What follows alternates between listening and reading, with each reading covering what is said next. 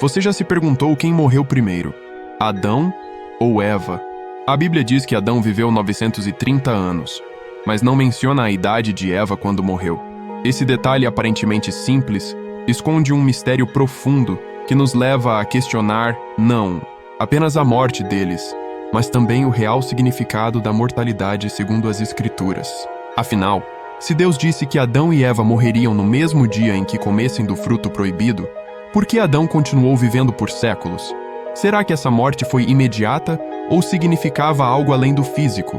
A resposta pode mudar completamente sua visão sobre a queda, o pecado e até mesmo o propósito da vida humana. No vídeo de hoje, vamos mergulhar nesse mistério bíblico. Vamos explorar as consequências da queda, a primeira morte da humanidade, a longevidade de Adão e Eva e, claro, descobrir quem realmente morreu primeiro. Você pode se surpreender com o que a Bíblia revela. Então, prepare-se, porque essa verdade pode mudar a forma como você enxerga a história da humanidade. E no final, uma revelação importante que conecta tudo isso ao plano de Deus para a salvação. Fique comigo até o final para descobrir essa resposta de uma vez por todas. A morte de Adão e Eva começou no momento em que desobedeceram a Deus no Jardim do Éden. Antes do pecado, eles viviam em perfeita harmonia com o Criador, sem medo, sem dor e sem qualquer ideia do que era a morte. No entanto, ao comerem do fruto proibido, algo mudou radicalmente. Deus os alertou em Gênesis 2:17, no dia em que dela comeres, certamente morrerás. Mas será que eles morreram naquele dia? Essa é a questão que muitos não percebem. A resposta está na diferença entre a morte física e a morte espiritual. A primeira consequência do pecado não foi a morte física imediata, mas a separação de Deus. Esse é o conceito de morte espiritual, um rompimento total da comunhão com o Criador.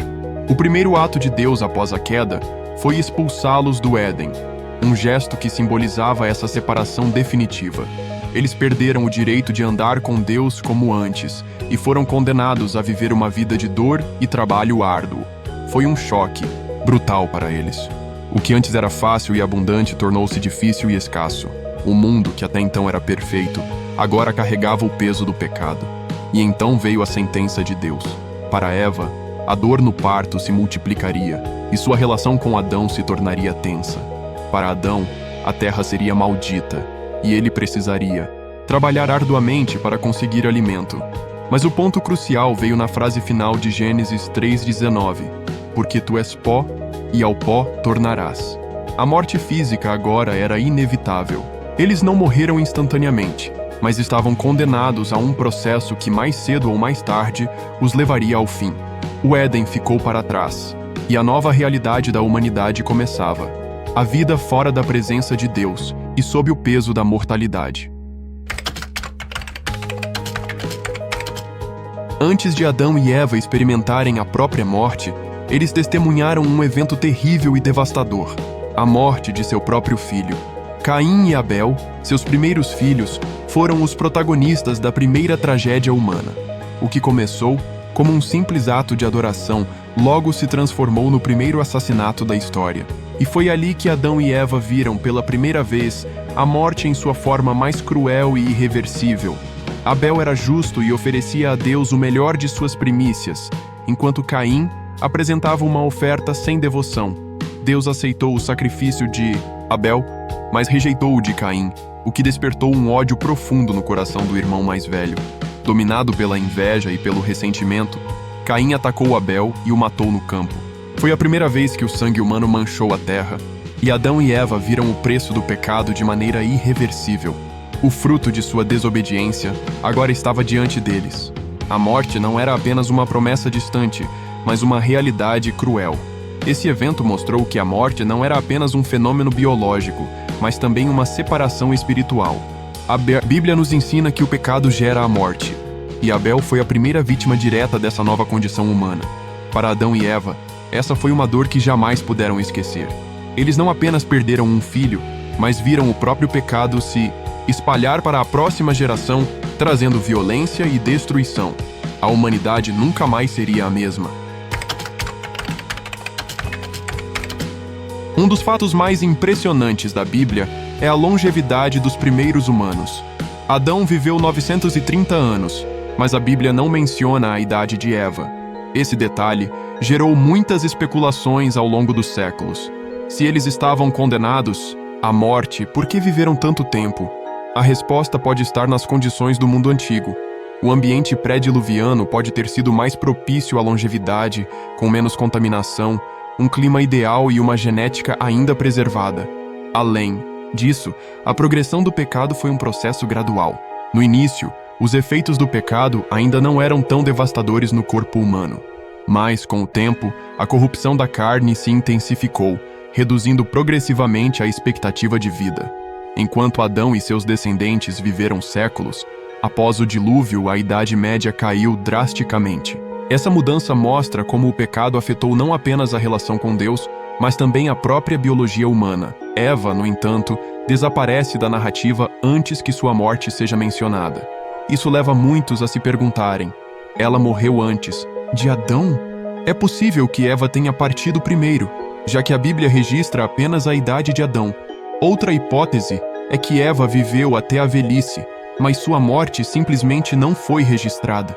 O silêncio das Escrituras sobre sua morte cria um mistério que muitos tentam decifrar até hoje. Diante de todas essas evidências, a resposta mais provável é que Eva morreu primeiro. Isso porque a Bíblia registra explicitamente a morte de Adão em Gênesis 5:5, mas permanece em completo silêncio sobre a morte de Eva. Esse detalhe não é irrelevante. Em diversas passagens bíblicas, a morte dos personagens principais é mencionada, especialmente quando tem papel central na narrativa. Se Eva tivesse vivido mais que Adão, é razoável supor que sua morte também teria sido registrada. O fato de seu falecimento não ser citado pode indicar que ela partiu antes, em um momento em que a continuidade genealógica e histórica estava focada nos descendentes de Adão. Além disso, há um aspecto emocional e existencial a ser considerado. Adão viveu 930 anos, e nesse período, viu não apenas seus filhos e netos crescerem, mas também experimentou a dor de perder muitos deles, inclusive Eva. A tradição judaico-cristã sugere que Eva faleceu antes, deixando Adão para enfrentar, sozinho, os últimos anos de sua vida. A morte de sua companheira representaria um momento de solidão intensa, um eco distante do primeiro encontro entre os dois, quando ele declarou que ela era osso dos meus ossos e carne da minha carne. Se de fato Eva partiu antes, Adão teria sentido profundamente essa ausência, pois ela era a única pessoa que compartilhava diretamente a lembrança da perfeição do Éden e o fardo da culpa pelo pecado original. Ao longo dos séculos de sua vida, Adão testemunhou o avanço da humanidade e, com ele, o agravamento da corrupção e do sofrimento trazidos pelo pecado.